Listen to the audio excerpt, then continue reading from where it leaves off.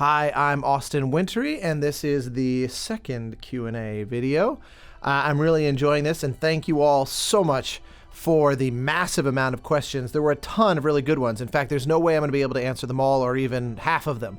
I'm going to try to be as succinct as possible, which we all know is not typically my strength, but I'm going to give it a go. If you wrote a question that you're particularly passionate about that I didn't get, feel free to just repost it in the comment of this video, in addition to, of course, any new questions that any of you might have.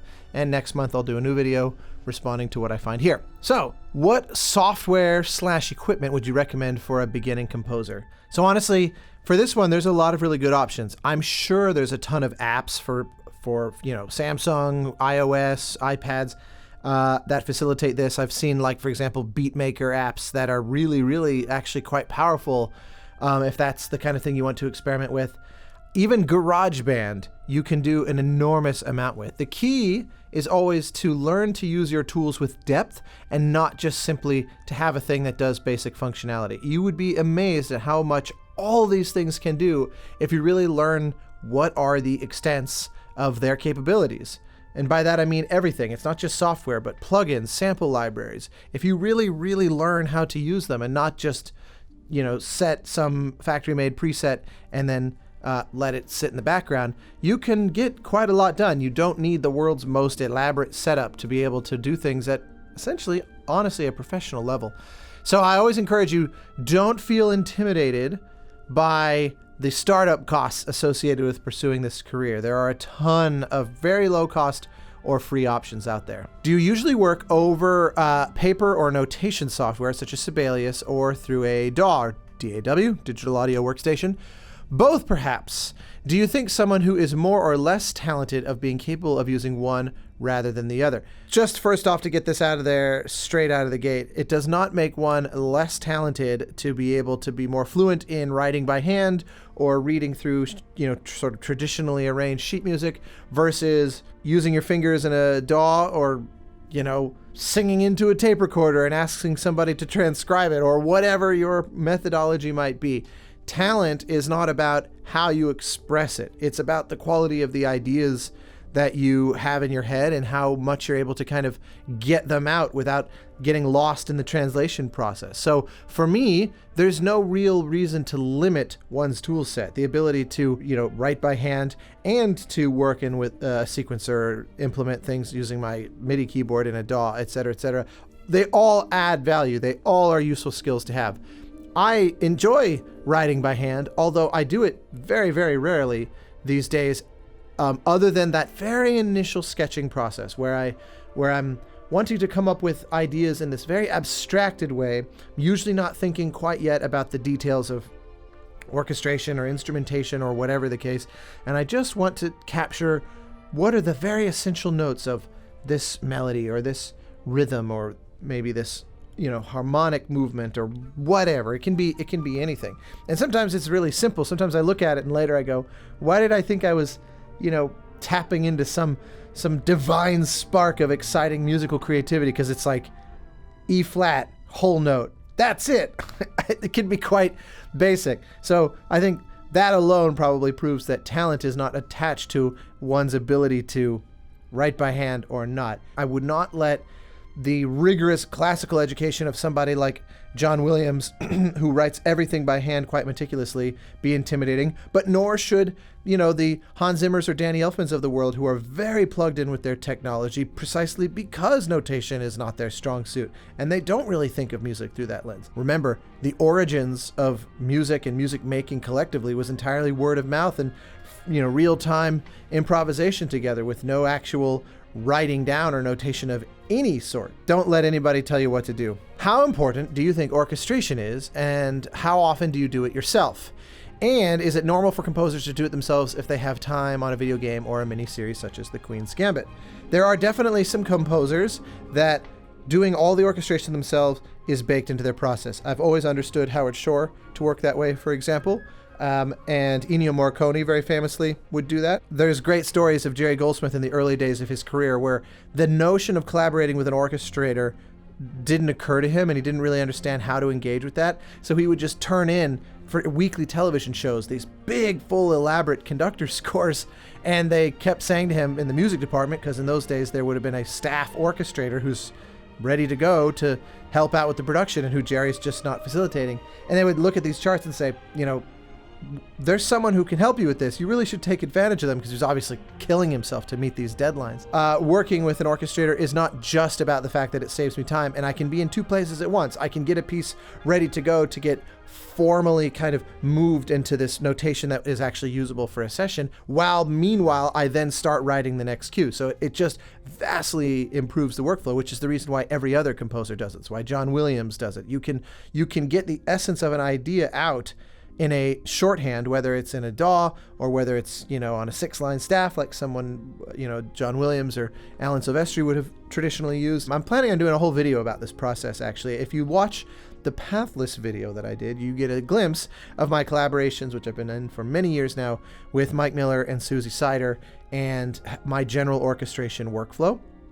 But I plan to do kind of a deeper dive on that at some point, just to peel back the curtain on that, and also to give them their due, and to kind of give all orchestrators their due, because in many ways it's a thankless but such essential part of how composers doing film and TV and video games actually get things done, and it would be wonderful to kind of shine a light on how that process works, maybe demystify it a little bit. In the case of the Queen's Gambit, I would dare not speak on behalf of the now multi-Emmy winning Carlos Rafael Rivera, and so rather than do so, I simply invite him to weigh in himself. Thank you so much for the question, Austin, and what a privilege to be able to answer this question. I would say, if you have the time, yes, I studied orchestration because I studied classical music composition for a very long time. So I understand the orchestra. How important is it? For me, it's super important, but I don't think every composer needs to be great at orchestration to do a great job. I think the skill set that you have, the better you're at something, use that to your advantage. But if there is time, I do all of the orchestration myself. As deadlines get crazier and tighter, I do get the help of assistants who get additional music credit as well. Is David Stahl and Natsuka Ito are the people I've been working with, and they understand the orchestra as well. There is one second part to that question, which leads to the orchestrator, who is, and I don't know why I did the quotations, but only with one hand because I'm kind of lazy about it. So his name is Jeremy Levy, and who I've worked with on the last few projects. And he'll usually take the files that we have gotten approved and convert them to legible notes for the orchestra to play. And that is really born out of the necessity and lack of time to be able to also prep all of that while you're still composing. So if there's time, yes. But at the same time, it's important for me, but it doesn't apply to you. There's plenty of composers out there who don't know the first thing about even reading music that are doing very, very well. And that's just as good as anybody who knows how to read. I don't think one's better than the other. I think the music usually speaks for itself. So thank you. Okay, so this next one could easily be its own video. So I'm going to try to be brief. Do I ever experience intense envy over other peers' work? And if so, how do you deal with that feeling? So let me just say up front, I am imperfect, I am fallible, I am a normal human being, and I think that envy and certainly kind of professional jealousy is a really natural thing. It's non-rational, it's nothing that you kind of intellectually decide. It happens in a very involuntary and knee-jerk sort of way to all of us, and I am not here to say that I am an exception. I am not. But I want to add that I'm very lucky, I'm very fortunate. In my early 20s, when I was just getting started and building a broader sort of network of friends and colleagues, and I had that first taste of somebody who I stand kind of professionally shoulder to shoulder with, achieving some milestone or having some kind of career victory happen, I was able to experience two things that changed my wiring in a fundamental way. So first off, early on, I became friends with directors, writers, editors, game designers, producers. My circle of friends started to include the people that are similar to the people that hire me and hire other composers. And one of the lessons that I learned really quickly was just how difficult and daunting the decision-making process for every aspect of this can be. I don't care if you're talking about, a production designer saying, should we have gray coffee cups or red coffee cups? It can be the most seemingly trivial detail, but it is not easy to make. And so imagine how, given that, choosing a composer can feel like one of the world's most difficult decisions for a director or for a game designer, whomever. And so implicit in my envy or resentment over, say, not getting a job because so-and-so did instead, is this idea that somehow if I were that director, I would have done better. I would have known better. And of course, surprise, surprise, I would have chosen me. Well, first off, the arrogance of that is problem enough. But second, it also is a deeply unempathetic way at looking at the director's challenge. It's really, really, really hard to choose a composer, especially, yes, of course, there are instances where, people form a continuous, very tight bond and they just want to work together continuously on everything. That's certainly a wonderful situation. And I have people that I work with for whom the decision-making process with composers is not a thing. But for the majority of productions, every time out of the gate is a blank slate. And given the difficulty of that decision, it is enormously presumptuous of me to say, oh, I would have known what to do. As soon as that light bulb clicked in my head, a lot of those feelings of envy and jealousy went away because I realized they're just doing the best they can. These directors, these producers, they're doing the best they can to make a very, very difficult and complex and nuanced decision that they'll never have a chance to kind of go into an alternate universe and do an A-B type analysis to see if they made the right call. They just have to hope that they did. That epiphany really, really, really powerfully disabused me of a lot of my envy because I realized it was rationally incoherent. It made no sense. It was not coming from a place of understanding their challenge. But the second epiphany that I had those years ago that I think was honestly even more powerful in addressing this issue was that it just simply feels better to celebrate somebody than to resent them. And it sounds trivial and shallow and maybe very obvious, but I remember having this experience where I would see so-and-so get hired for a project and I would get all bent out of shape about it. And I would go on Twitter or Facebook or wherever, and I'd force myself instead to say, hey, congrats to so-and-so. And immediately I'd feel better because first off, it's just a positive act tastes better coming out than a negative one. That's simple. That's obvious. But other people would be excited too. They would join in and it would become a kind of little celebratory moment. And of course that person, if they ever saw my post, they may feel cheered on. And I liked that too. And it only took one or two experiences of that. And again, I'm a fallible human being. I will acknowledge that first instance or two of going online and celebrating somebody's success was essentially force of will on my part because I wanted to contribute something positive to the world than to hang on to something negative.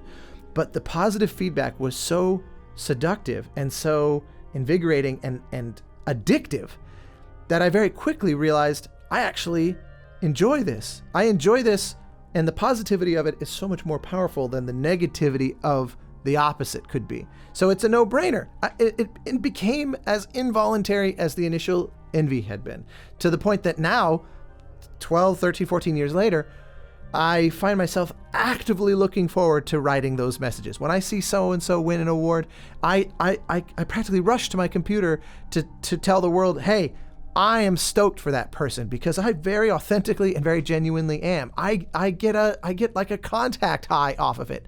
I really enjoy it. So anyway, I'm at risk of spinning off into endless tangents. This is truly probably worth making its own standalone video about, although given the length of this question, I've very nearly done that now.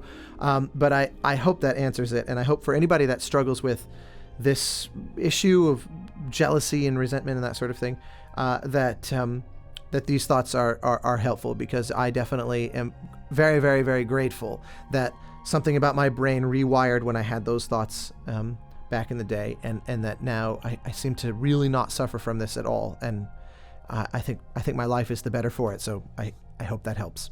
Have you ever considered a charity project of helping an indie studio per year with a pro bono music for their game? So this one I found fascinating, because the idea that a small studio that may not have very much money to spend on a score, whether that means paying me or the resources to hire musicians or recording and mixing engineers, that sort of thing, that working with a studio like that would be somehow charitable. I think the premise of this question is fascinating, because I don't think the person who wrote this question intended this, but I read it as a kind of condescension. I read it as if someone came to me and said, look, we don't really have much money, but we'd love to work with you on our project. I always take an earnest look at those, and sometimes I say yes. Sometimes I really love the game that they're making, and I think I see an opportunity here for some genuinely interesting musical storytelling. That's coming from a place of me respecting and admiring them and saying, okay, look, you may not have much resources up front, so let's make a deal that constructs that. Usually what that means is, let's try to find a way to put us on a path where if you do well and the game makes money, then we all get to participate in that, and we all get to benefit from that. But I recognize that I'm taking a risk up front and betting on you in the same way that you're betting on yourself. Obviously, I try to maintain a balance so that it's not all projects like that, but I really don't like to say no to something that genuinely moves me or genuinely excites me. So none of that, though, qualifies as charity. None of that is me looking down on them and saying, look, your project, it could really benefit from having someone like me involved. What a bizarre and arrogant assumption to make. And I can't help but read the question as having that kind of lens, because it's not charity. They're making a professional game, whether they have a huge budget or a small budget. And if I agree to embark on a thing like that with them, we are now professionals working together. The money becomes a secondary consideration. And so the number of zeros at the end of the budget, up to and including the budget being actually literally zero, doesn't make it any less professional, and definitely doesn't make it a charitable contribution. All right, I'm going to try to do a couple of really short and quick and easy ones. Number one, is the composer responsible for finding and hiring all the musicians to record the music, or do the studio producers, etc., make the final decision? Most of the time, even if the final invoices are being paid by the studio or the hiring entity, or whoever that is, they are going to ask the composer, who do you recommend? How do you want to do this? There are other factors to consider. For example, recording in Los Angeles requires signing what's called the AFM, or American Federation of Musicians, signatory agreement, which means you're recording the score under the union rules. Not every production company is willing to do that, which is partially why you end up recording in places like London or Eastern Europe or Nashville or Seattle. At minimum, they will want your opinion and your advice, but most of the time they don't even ask. They just assume that I'm going to take care of it and make those decisions. What is the recommended place for finding film scores like the Iron Giant that I have in the background? Well, this is Chris Siddall. I should ask him how he pronounces his name. Music Publishing. And this is the complete score to Michael Kamen's wonderful, masterful Iron Giant. He's also released James Horner's score to Aliens, and there's more coming. He has a colleague who's doing a similar thing called Tim Rodier, who has Omni Music Publishing. I think I have everything that they've put out. I've put links to both of them down below. They are magnificent and deserve all the support. Any composers interested in studying how these particular scores are put together, highly recommend essentially buying everything that they have. The price tag will add up quickly, but these are just beautiful, wonderful treasure troves that for the longest time were considered to be an impossible thing. No one was going to publish actual conductor scores as things were recorded, cue by cue, not just some concert suite, but the actual materials used to create a finished film score or TV or video game or whatever. And now it exists. How exciting. I'm so sorry that I can't get to any more of these questions, but here is my very final one. If you could go back in time and re-experience from the outside a personal experience, what would you pick? So my answer to this might be a little bit different than the spirit of the question as it's being asked, but I thought I would just mention that one of the trade-offs with working in games and in film and TV and whatever else, is that you can never experience what it's like to be a true blank slate player or viewer of those things.